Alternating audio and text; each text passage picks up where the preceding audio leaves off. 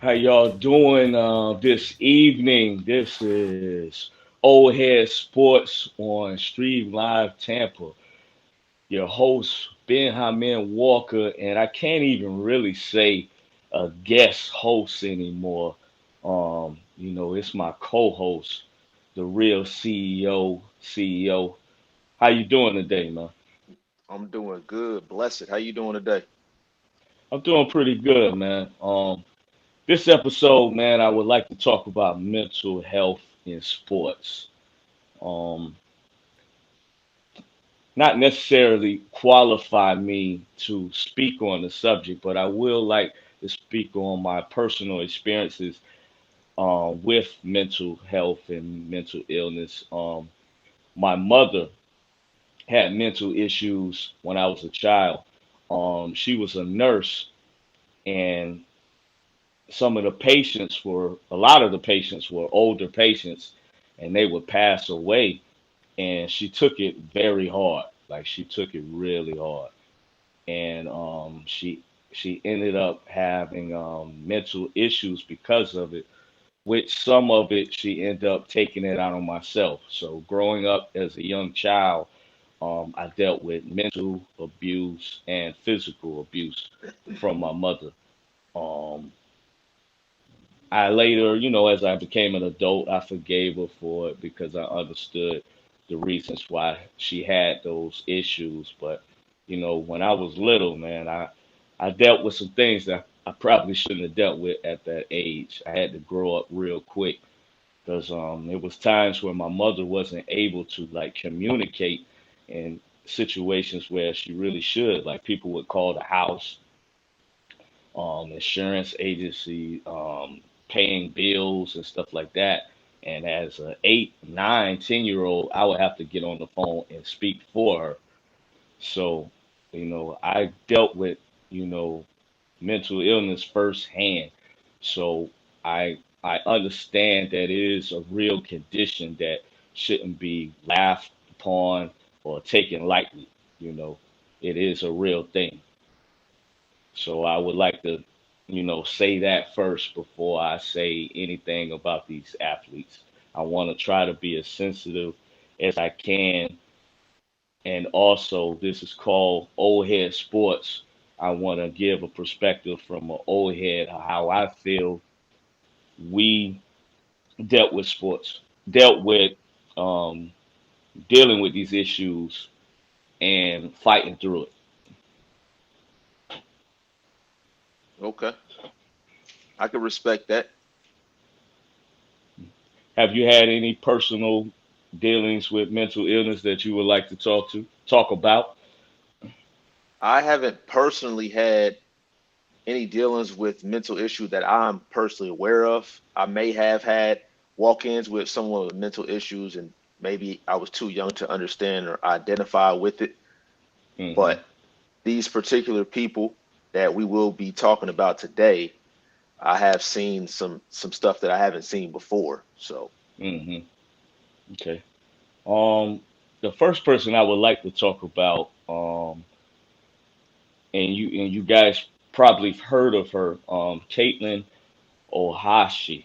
I hope I didn't butcher her name, but she went viral for one of her performances as a collegiate athlete. But she started out in the Olympic ranks. She was pretty good gymnast. She was headed to probably be the best in the world. Um, she was met with coaches telling her that she gained too much weight, that she was overweight, she was fat.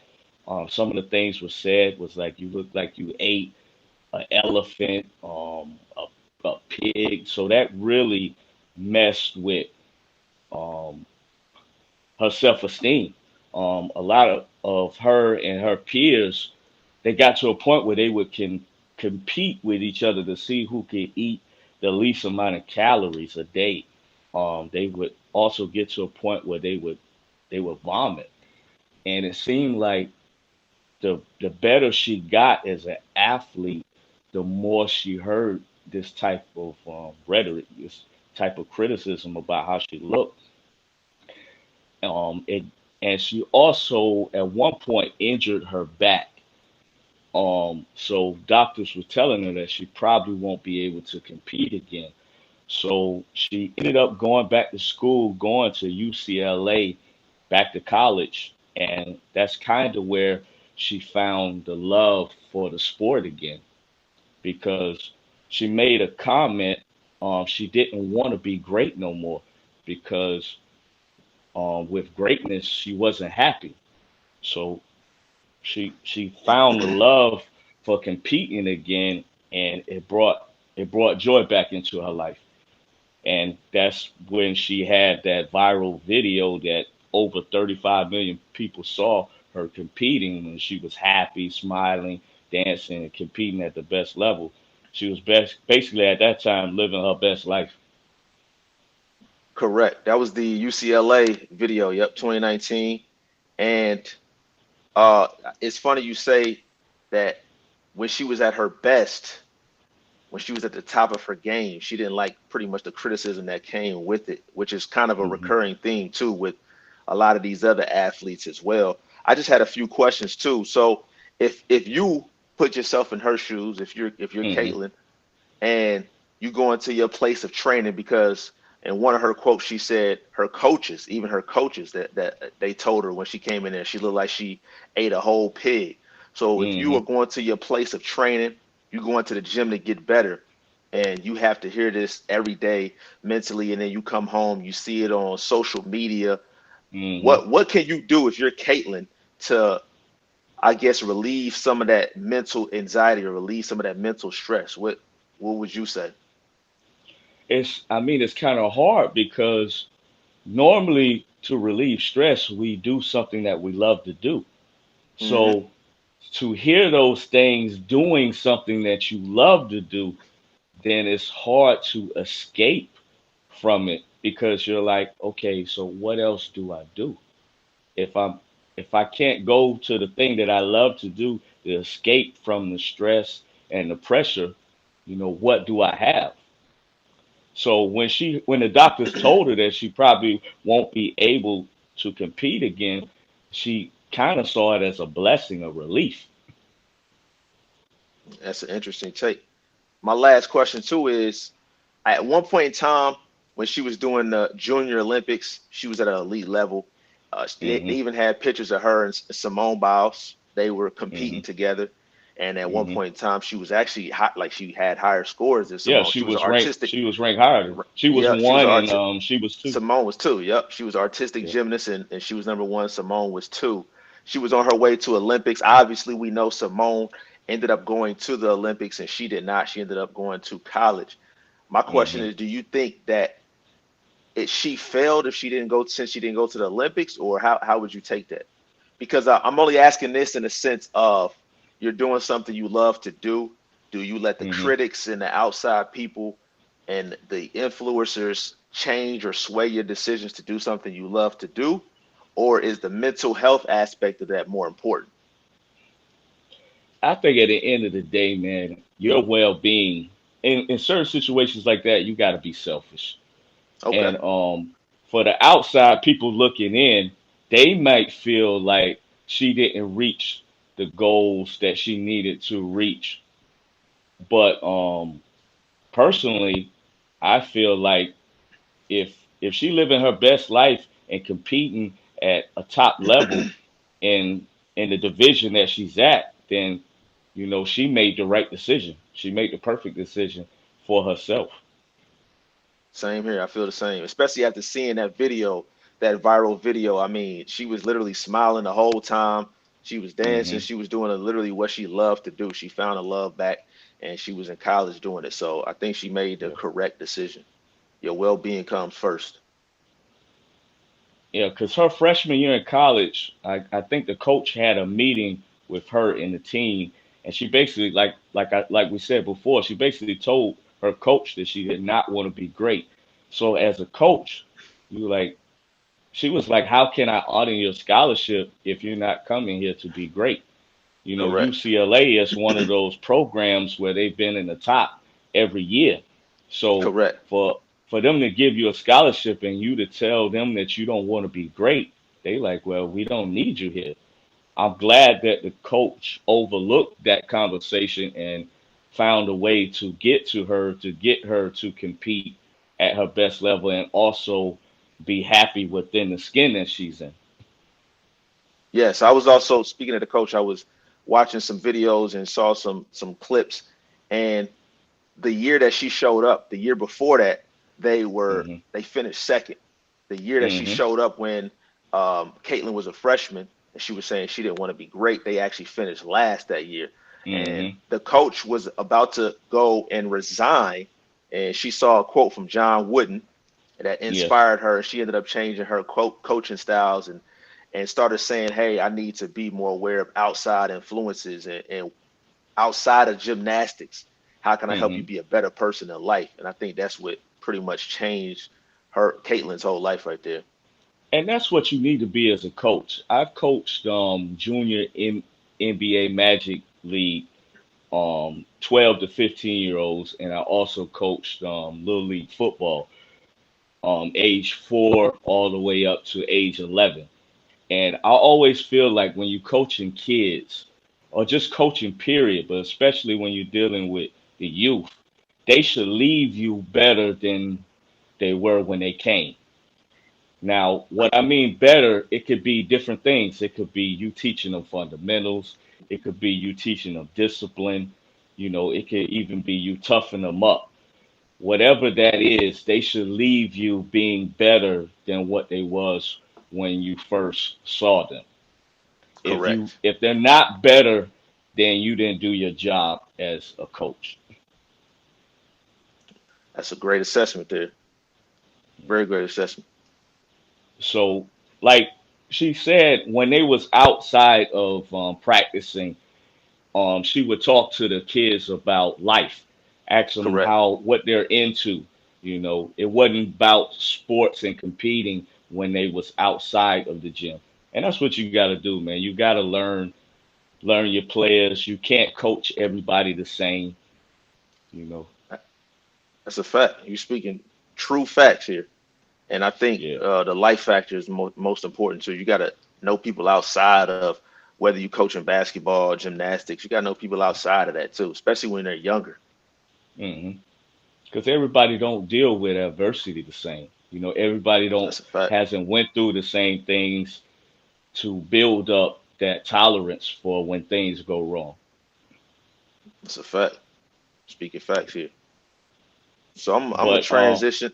Oh, I'm sorry. go ahead. No, go ahead. Go ahead. I was just gonna transition into the male aspect of it. A Okay. highly renowned, pretty much everyone in the world knows who. I mean, I'm talking besides United States, everyone in the world knows this guy, Michael Phelps. But before I even Hmm. started on that, I just wanted to throw out something that I read, and based on Okay. a study, about 35% of athletes, elite athletes, suffer from mental health. So I just wanted to put Hmm. that in perspective before I gave Michael Phelps his just due. But also, I want to throw this out there too. 35% is just a number that's reported. A lot of Hmm. people, especially males, they don't like to say what they're going through or they hide emotions and they don't tell people that they have some type of mental issues. It's a sign of weakness, quote unquote. So that number Yeah, and could be higher that than goes along 35%. outside of sports. Correct. Correct. So that number could be a lot higher than 35%, but based on the study, it was 35%. Okay. But Michael Phelps, we know Olympic swimmer, won 23 gold medals, got the most ever gold Hmm. medals. In 2014, he was arrested and charged with a DUI. That was his second time in 10 years that he was arrested and charged with a DUI. And at that Hmm. time, he said his self-esteem was low. He felt he had no self-worth. He didn't leave his room. He didn't sleep. He didn't eat. And he was later on diagnosed with ADHD. And it's crazy to think that someone of that such elite status, a lot of people always say, well, you got everything you wanted, you're the best, and they don't Hmm. understand that that actually means nothing because a lot of times people don't feel like they have value outside of that. And I think that's what he was kind of struggling with. He ended up going to a rehabilitation center. His wife helped him out. He started getting better. He still struggles from time to time, but he started to get better a little bit after the rehabilitation center. And I just wanted to bring that up because he almost thought about committing suicide. There was a point in time where he was literally about to commit suicide. We talking about Michael Hmm. Phelps here. So Yeah, mental one of the illness is, most yeah, decorated Olympian ever. Olympian, correct. So, and I think one of his thought processes was what he was saying is, if he kill himself, will anybody care? Hmm. So I don't. It's crazy to think of a mind frame of, if you kill yourself, will anyone care? That's a deep mind frame there. Well, when you're in deep depression, you tend to feel like no one else is going through what you're going through.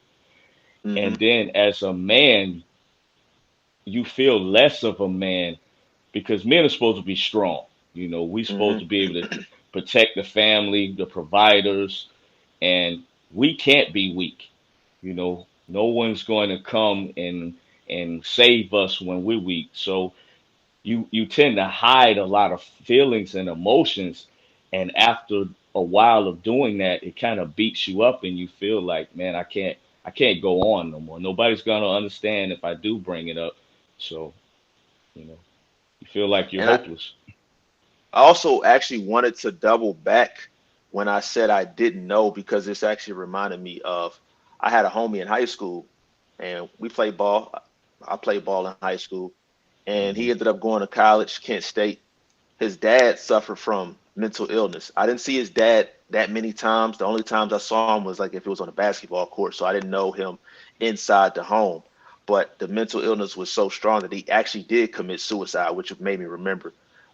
He Oh did man, commit suicide. So he came home from college, and his dad committed suicide. So literally the day of, he was coming home.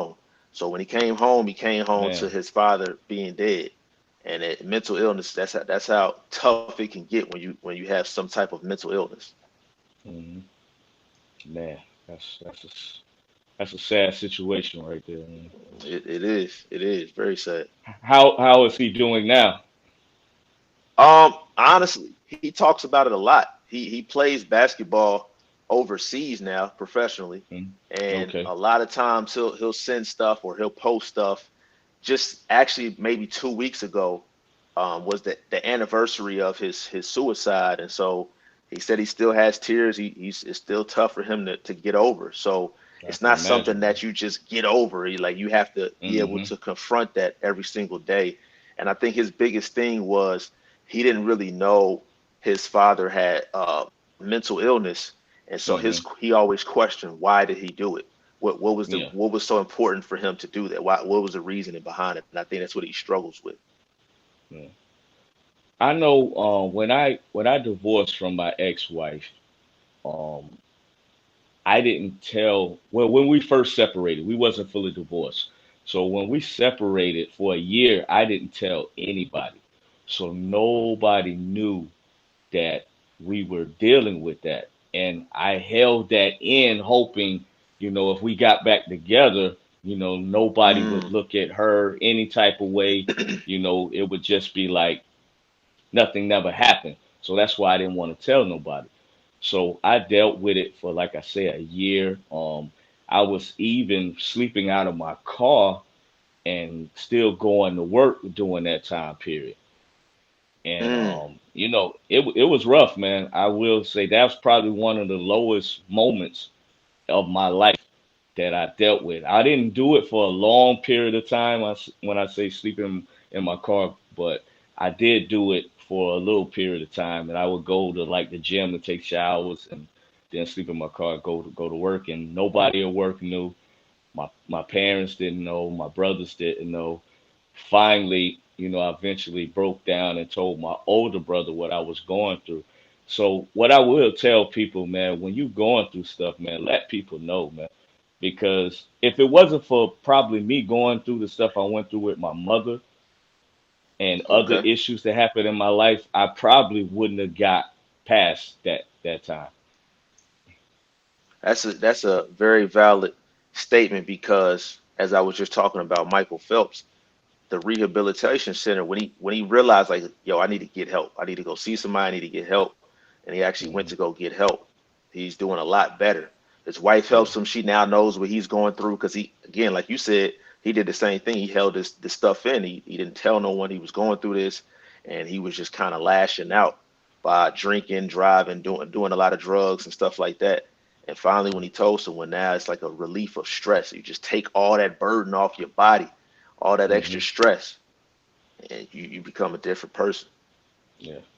And then like to play the other side of it, the fact that I've gone through those things, when I see others maybe stressing out about things that's nowhere near I feel at that level, I Hmm. internally sometimes be like, dang man, you can't suck it up. Like you can't fight through that. I don't tell them, I don't verbally say those things, but sometimes inside I feel like, dang, if I can be homeless, sleeping out of my car, and still get up and go to work every day, why you can't deal with the little minor stuff that you deal with? But like I said before, everybody hasn't gone through, what I've gone through to be able to build up that strength, that tolerance. And before I say it's all on me, if it wasn't for the Most High God giving me strength and me praying for strength to get through it, I definitely wouldn't have got through it on my own. So I can't give all credit to myself. I have to give credit to the Most High for getting me through those dark, dark hours. That's a fact. That's a fact. I mean, it's like equivalent to a millionaire, and they so used to living a certain lifestyle, and they go Hmm. from $1 million, and then all of a sudden they making $100,000 a year in a snap of a Hmm. finger. To us, it's like I live off of 40,000, $50,000 a year. You can't live off 100,000, but Hmm. it's like you said, everybody's stress level, everybody what they've been through is totally different. To them, that's a high level stress situation. To us, we're not used to it, so we're not used to having millions of dollars. It's a different environment. And the thing about it is, when you get to that status where you're making millions, your bills rise up to that level.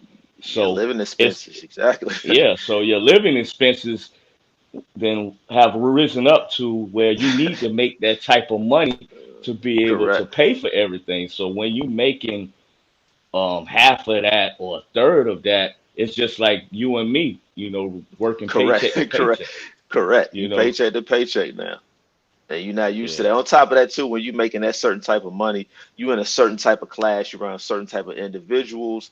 Those certain type of individuals always have certain type of beliefs and viewpoints and how they see you and how they see. I know people who make, I mean, I wouldn't say a million, but I've known somebody who's made 500, 600,000 a year, and their viewpoint is totally different compared to my viewpoint. So you got to also put Hmm. that in perspective. People sometimes live for other people, and they wonder if I don't have $1 million like I used to, what are they going to think about me? So And with social media, it's a little different than when, I was coming up. Um, you got so many people having a voice now, and what qualifies them to even judge you and speak on your situation. You correct. know, somebody who's never played sports in their life are judging you on the mistakes you made as an 18, 19, 20-year old, and they made probably worse mistakes with you with Facts. less pressure. Exactly. And no one saw because we didn't have social media. So they made that Yeah. mistake, and only close relatives and people that they were surrounded by saw those mistakes compared to the whole world. I Hmm. mean, we talk even 15-year-olds, you only got to be 18 these days. If you're a high elite athlete like the players we're talking about, 15, once you get in high school, you under a microscope. We see everything you do on social media. Hmm. And this show is called Old Head Sports. I want to bring up a point. Growing up, um, I feel like as fans, we were spoiled and we are a little selfish. And the reason why I say that is most athletes, when we came up, were just focused on playing sports. There was only Correct. a handful of athletes that really spoke out about what was going on in the world. And you didn't have that pressure of social media making you feel like you need to speak about those things. So athletes would wins and losses was everything to athletes when I was growing up. Correct. That's all they cared about. It was nothing else. So as fans, we got spoiled by that. So when we get older and we watch a lot of these younger players that, and I'm not saying anything is wrong with it, but especially like you got LeBron, he's a great all-time great athlete, and you hear the things that he tweets and speaks out about what's going on in the world and the community. He's doing a lot of great things. But other athletes that do it but don't live up to greatness on the court, not able to, balance the two, we kind of look at them side eyed, like maybe you need to just focus on playing sports. Correct. That whole shut up and dribble mentality, or whatever you want to Yeah. call it in any type of sport. But yeah, saying that whole mentality there. And I think that comes from, I mean, I like you said, we so spoiled. It comes from when we was younger. We weren't used to seeing this stuff. And now we Hmm. got athletes speaking out about everything, every type of issue, if it's a problem, whether it's like vaccinated, unvaccinated, whether it's social justice, whether like any type of issue, we got athletes speaking out, not even just speaking about, actually doing something too. Hmm. So you got to be able to balance that. That can add on more stress. Mental health is serious, so more stress can cause more problems. And speaking on balancing, I think that's a perfect transition to the next Yes, athlete I sir. would like to speak on is Naomi Osaka. Hopefully, I pronounced that correctly because anybody that personally knows me, I forget people names. I do it very often, That's definitely correct, though, my brother. but I come from the era that we gave people nicknames. Facts. Big fact. We never said real names. Yeah, you never said real names, man. But I would like to speak on her. She was ranked number one in the world at one point as a tennis player. Um, she's spoken out a lot. Her father is from Haiti, if I'm not, mistaken. And there was an earthquake that happened, if you guys remember, that was devastated the island of Haiti. Um, and she made some tweets about it and spoke out about it. During an interview, this interviewer, and I want to paraphrase or basically say it how he said it. So he basically asked her. He said, "You you we know you have an issue with the media, but you also you also have outside interests beyond tennis that are served by having the platform that the media presents. Um, how do you think how do you think you may better balance that? Like how are you able to balance that? Basically, is what he said. And Correct. she kind of took offense to it in a way. But if you watch the interview, a lady stepped in and said, "Do you want to change the questions? Would you like to stop?" And she said no. She wanted to continue. So Correct. it continued on, and she seemed like she was triggered by what the interviewer asked her. She ended up getting emotional and started crying because of it. And I watched the interview probably 3 or 4 times because I want to show compassion to this young lady.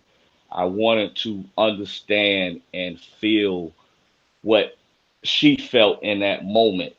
And I even got my fiance to watch the video to get a woman's perspective, which my fiance deals with anxiety.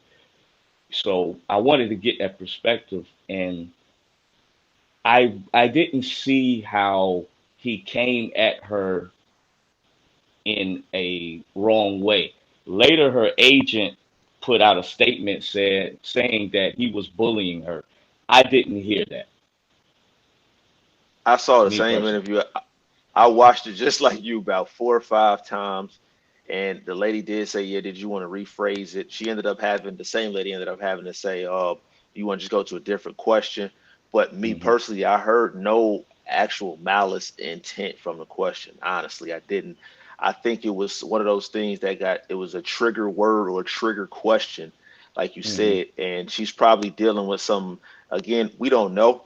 They never really Hmm. spoke on too much of her actual mental health issues. I've tried to find information on it, but I couldn't find Yeah. too much. But they never spoke on it, so maybe she's dealing with something that we don't know, and that was just a trigger for her, and it threw her off. She obviously seemed rattled by the question, whereas to us, it on the outside looking in, it, I didn't see nothing malicious about it.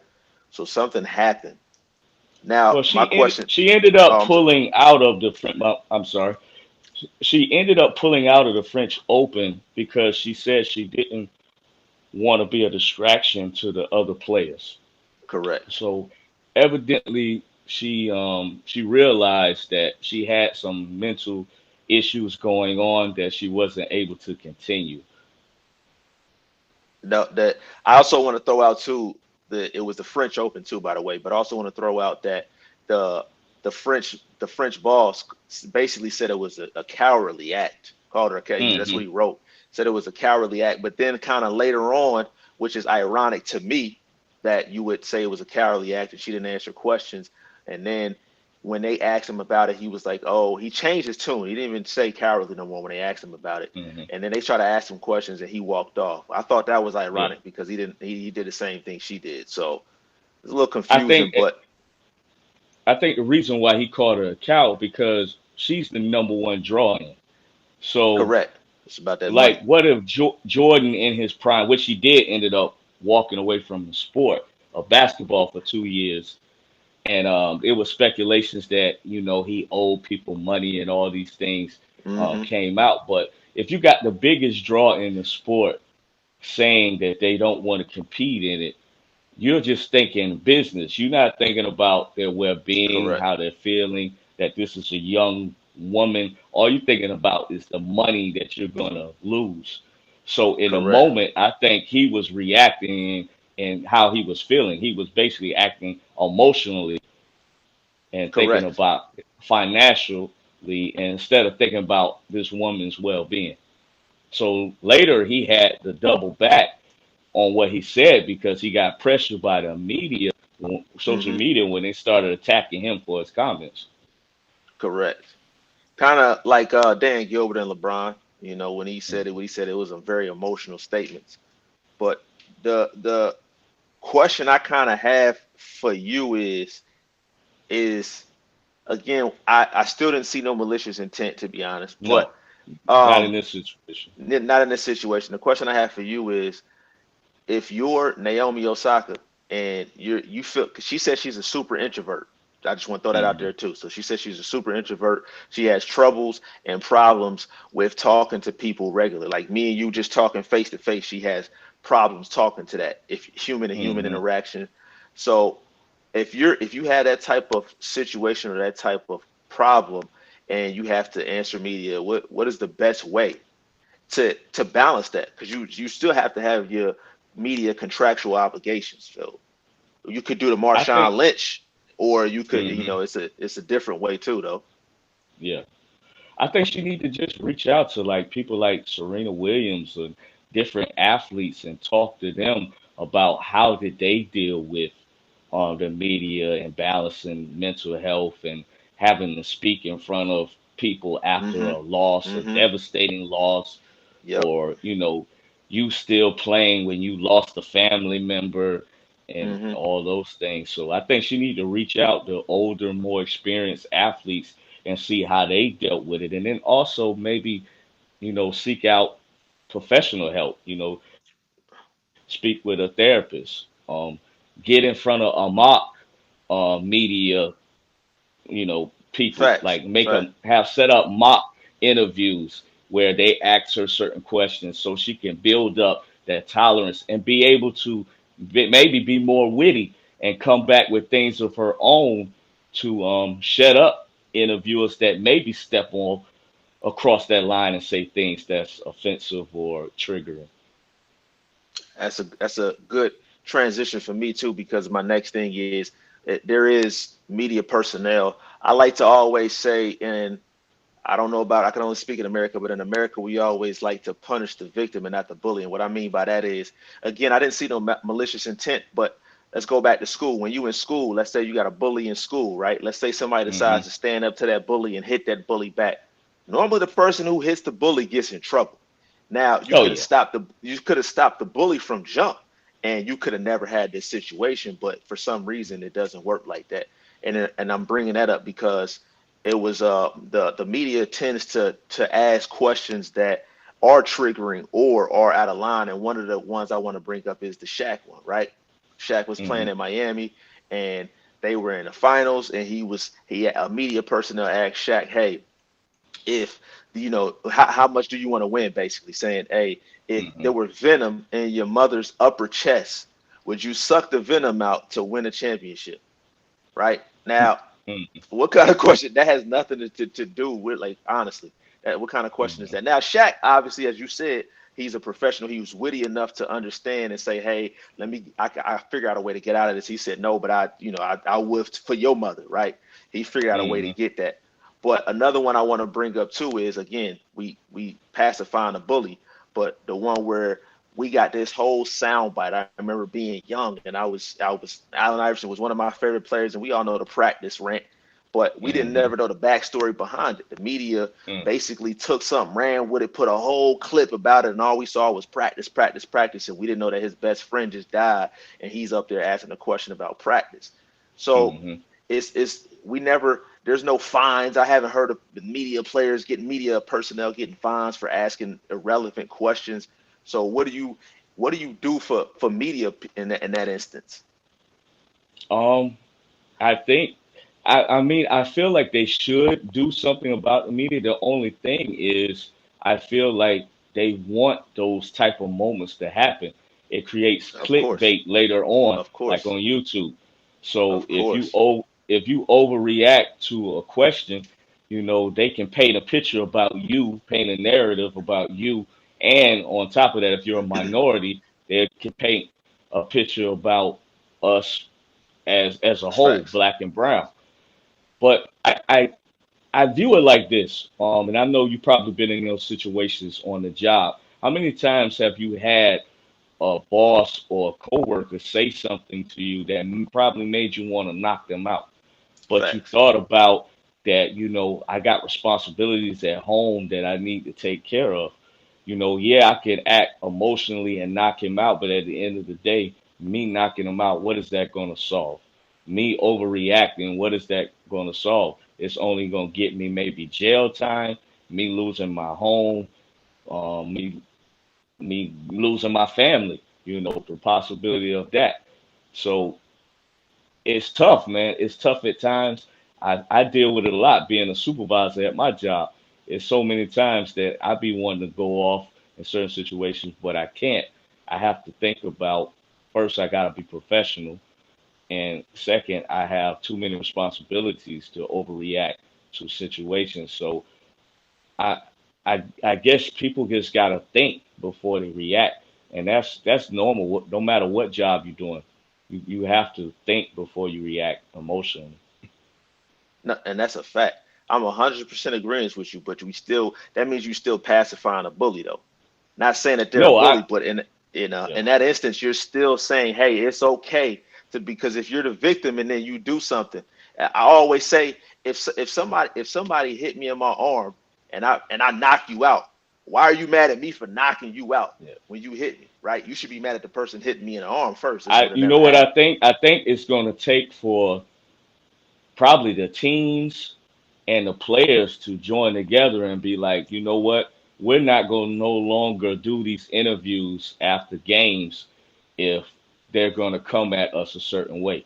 So they're going to all have to come together, which with every situation like this, they're going to all have to band Correct. together and be on the same page for it to change. Because if it's only really affecting a few people, they're not going to do anything to change it. It Correct. got to affect the majority. Correct. You're speaking a valid point there. So I just want to transition on to Delante West, um, Okay. ex NBA player. Never was an All Star, but he did have elite level talent. Excellent Hmm. scorer, left hander. Played 12 seasons in the NBA. Um, he was actually diagnosed with bipolar in Mm, 2008, a long time ago. So before we obviously in the outside world even knew, he was actually diagnosed by the NBA with bipolar. So mm, NBA teams, front offices, and coaches, GMs, they already knew this information. We just didn't know this. So by the time we saw him lashing out or doing stuff, we was always confused. It's always that same thing, like he's getting millions of dollars, he got everything he wanted. Why is he doing this? But I also wanted to mm, bring you up a point too, at a point in time where he was young and he was diagnosed with, by medical doctors too, with bipolar. He didn't know what it was. He said he didn't even really know how to spell it, anything. yeah, But he was younger. He was living with his moms. He hurt his leg, and his outlet was basketball. He couldn't play basketball because he hurt his leg. Stopped going to school. His mom sent him to live with his dad, and when he was there with his dad, basically he started to do stuff for attention. Right? He started swallowing pills. He was trying to kill himself. He kept telling his dad he was going to kill himself. All that, and man. yeah, this is it. And so um, I think his situation, honestly, he was so young when he was going through this, and I think if he got the attention that he was actually seeking, he could Mm-hmm, have been a lot better off when he was older. But since he never really did get that attention that he was seeking, that's what he said he was doing it for. He literally said, "Hey, I was trying to get attention. I was trying to mm-hmm, get help, but nobody helped me." And now you fast forward to years on down the road, and it seemed like his problems somewhat subsided only because he actually had an outlet now. His leg wasn't hurt no mm-hmm. more. He was able to play basketball. But once he stopped playing basketball, the same situation started arising again. I think for him a recurring theme is he couldn't play basketball anymore, and that now your mind is wandering. An idle mind is a Mm-hmm. devil's workshop, is what I heard a lot. Yeah, that's Mark true, Cuban, man. yeah, Mark Cuban started helping him. He was out on the streets. He had picket signs asking for food. He had no clothes. No shoes. He was homeless. So Mark Cuban ended up putting him in a hotel. But I mean, it's just a sad story. It's crazy how basically people ignored the fact that he was bipolar. They knew this Mm-hmm. information, but didn't do anything about it in the NBA. Yeah. Yeah, man. To wrap it up, it's sad because when my mother was going through those um issues, the family told her that nothing was wrong with her. Mm, And then like especially like when I was growing up, you know, people would use the word like crazy and stuff like that, which you definitely can't use those type of words now.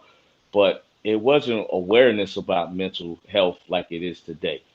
You know, like correct. people were dumbing up, oh, you crazy, you loony, blah blah blah, or you faking it. You know, a lot of people in the Yep. family thought she was faking it, that she really wasn't going through those things. So, um, like you said, once he started playing basketball again, he had an outlet. I say that to anybody that's not playing sports, just anybody that's going through anything. You got to find an outlet. You got to find something that you love to do to take your mind off of things. Because when I was going through what I was going through with my mother, when I was on a basketball court, I wasn't thinking about what was going on at the house. You know, that was my place where I didn't care about nothing else that was going on. All I cared was crossing up the dude that's in front of me, taking him to the hole, Yep. making him Yep. look bad. If he dribbling in front of me, I'm trying to rob him. I'm trying to make him look bad. Yep. If people come up by us playing basketball, the stadium, the court get full, I'm showing out. Like I Yep. love I that got attention, to. you know. And so my mind wasn't even thinking about those things. So you got to find something to take your mind off of what you're dealing with. And then you got to tell somebody what you're going through, man. Talk with somebody that's been through it before, that understand you. Don't go to somebody that's going to brush you off and be like, man, I don't want to hear that. You know, try to seek help as soon as possible, man. Um, but man, CEO, man, I appreciate it like always, man. This was a real sensitive topic. I really didn't want to offend anybody by speaking on this, but I want to bring awareness to it because it is a thing that many millions of people go through every day, whether they play sports, famous, or anything. So I appreciate it, man. Yes, sir. Always. You already know. Yeah, man. And I appreciate everybody that tuned in and joined Old Head Sports, man. We trying to do something different, bring y'all different dialogue, talking about different aspects of the game from an old head's perspective and what you call yourself, a tweener. Yeah, tweener, Yeah. tweener. So, but yeah, man, leave comments, man. Tell us what you feel like we need to work on, topics that we need to talk about in the future, man. We also have a segment coming up. We're going to give our top five favorite ball handlers, point guards, Yes, shooting sir. guards, centers. So that's coming. So a lot of great things is coming, man. So thanks for tuning in. It's Ben Hamin Walker, and it's the real CEO. Peace and love.